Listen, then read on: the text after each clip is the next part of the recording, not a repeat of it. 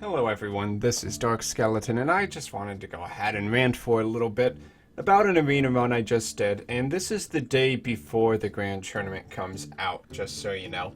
In case you can't tell by looking at the screen, I happened to go 12-2 with a Druid arena. But I did this arena a little bit differently than I normally would have ever considered. Oftentimes, when GVG rolled around, and pretty much ever since, I've actually been drafting Arena a lot quicker than this. I have a lot more 2 and 3 drops, pretty much trying to play the same way as everybody else, but maybe even a little bit too much on the fast side. So in my recent arenas up till now, I was actually losing quite a bit, and I was wondering why that is. Why do I keep losing to people? And I think a real big reason for that is that people in Arena generally draft to control the early game. They get all of these big minions like Water Elementals, Flame Strikes, which just absolutely clear the board, True Silver, which is a great mid-game control card, and they just have all these tools to crush any kind of aggro down. So really most Arena games, now and before as well, have really gone into the late game. Now, if you know anything about Druids, it's that they can basically ramp up. They're good at playing the late game, and in Arena they have good options like an Iron Bark Protector. I don't think I actually had one in this deck, but if you look at the mana curve, I certainly had a lot of 5 and 6 drops. Now, initially, I didn't actually intend for it to be that late game. It was more a decision I kind of made about turn or card 4 or 5. I was going for a little bit of a Murloc synergy there with the War Leader. I think that was actually my first or second card I had to pick, and then I grabbed a Murloc Raider on top of that.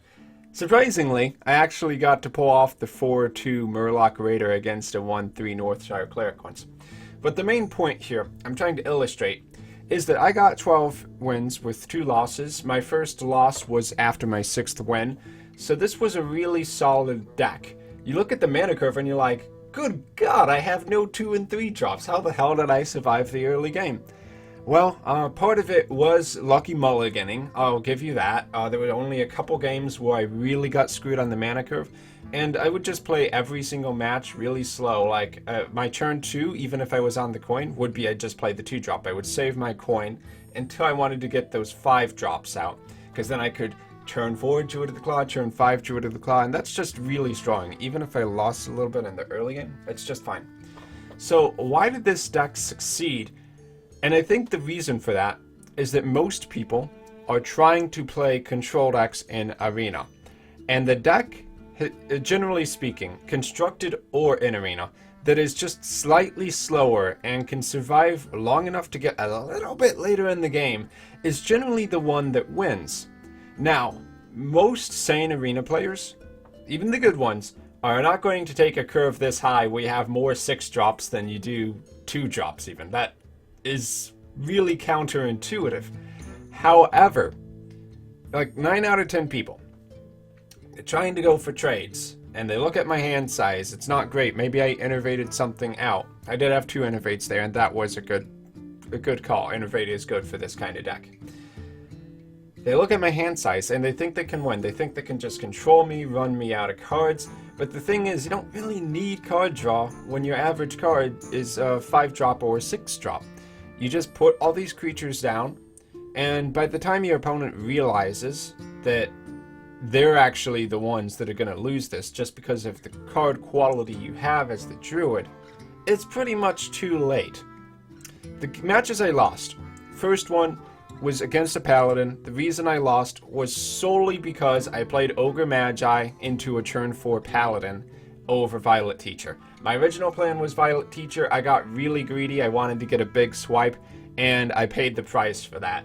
My Ogre Magi got cleaned up predictably by a true Silver Champion. You just know on turn 4 that's what's going to happen.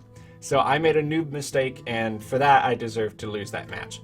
The second and only other loss was due to a Kel'Thuzad hitting the field for a mage deck. He actually had an early board control deck, managed to get Kel'Thuzad out.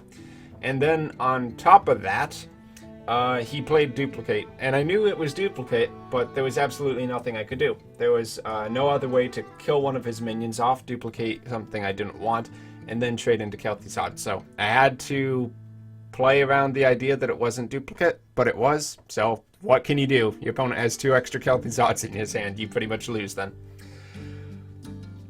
But, in general speaking, these later game decks, if you just sit back, try to manage the board, survive as best you can, cards like Keeper of the Grove and Innervate help you stay in the game, and you get to that mid-game, turn 5, where you're putting down 4 Druids of the Claws, a bunch of taunts, your opponent's still trying to make trades, but your card's just 2 for 1 against everything, then pretty much, at least in the current meta, you just win. Now, things gonna change tomorrow when the Grand Tournament comes out. They will somewhat, but however, I think people are actually kind of fair when they call it the Dust Tournament. A lot of the pro players have been saying, like, there's only a handful of cards out of the 130 that are actually good. Something between like 10 and 30, depending on who you ask. So 3/4 or 4/4 of the cards are pretty crappy, at least for constructed. And a lot of cards are pretty much slow and anti-aggro. You got these Joust and Inspire mechanics, and that doesn't speed up the meta much.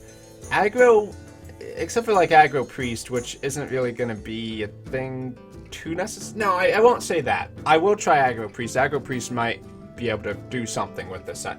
But in Arena, no, not really. So I think if anything, the Arena meta is even going to slow down even more. I don't know how well aggro is going to work out when you have to draft cards like a Lowly Squire or Nexus Lord Sirad. It just seems more like you're going to be going for pure value. So, I would say, when this set comes around tomorrow, Druid might be even better. Especially because the early game drops that are Druid specific now are pretty damn good. Druid of the Saber, 3/2 stealth, or a 2/1 charge, that's pretty good for 2 mana. The Darnassus Aspirant, which is fantastic, 2/3 for 2 mana, and gives you wild growth temporarily. Now the Death Rattle is that you lose a mana crystal, and what that makes me want to try, maybe, is to silence your own Darnassus Aspirant. Could Wailing Soul actually be good in Druid? It's interesting. Maybe Darnassus Aspirant, Wailing Soul, and Deathlord, anti-aggro constructed. I don't know about Arena though. But, you know, you grab a few of those good early game Druid drops maybe. Like the Darnassus Aspirant, it's control-y. Maybe grab a Druid of the Flame, put it in 2/5 mode. And you can pretty easily get to the mid-late game. And if you're still playing cards like Ironbark Protector and, you know, big 7 or 8 attack minions, really there's not much your opponent can do about it, because rushing opponents down is really hard for non-mages in Arena. There's like 2 kinds of mages that are out there. It's the ones that draft Flamestrike, and then there's the ones that draft Double Fireball. Double Fireball is a completely legitimate way to finish your opponent off. Like, you get them to 12 health and there's nothing they can do, because most people don't get a heal bot. But Flamestrike is good too. Right. So, this is kind of ranty, of course. I just kind of wanted to let you guys know what my thoughts were after coming out of the Arena. I think, if I learned anything here, it's that playing really slow is actually more legitimate than I thought. I may have gotten pretty lucky with my early game drops, to be honest. I mean, I had 3 2 drops and a couple of 3 2 drops and a couple of 3 drops. Oh my god, that's confusing. 3 2 drops, 2 3 drops. And I did grab a couple of 1 drops, and actually I think that was a fine choice. Even though they're just crappy 2/1s, you know, getting a minion on the board isn't really that bad. But just making the majority of your cards late game like that really worked out this time. I have to try it again next time. This doesn't confirm that, oh, you really want to curve into 4, 5, and 6 as your mana curve instead of 2 and 3. But it does show, you know, playing slower is more legitimate when everybody else is playing slower.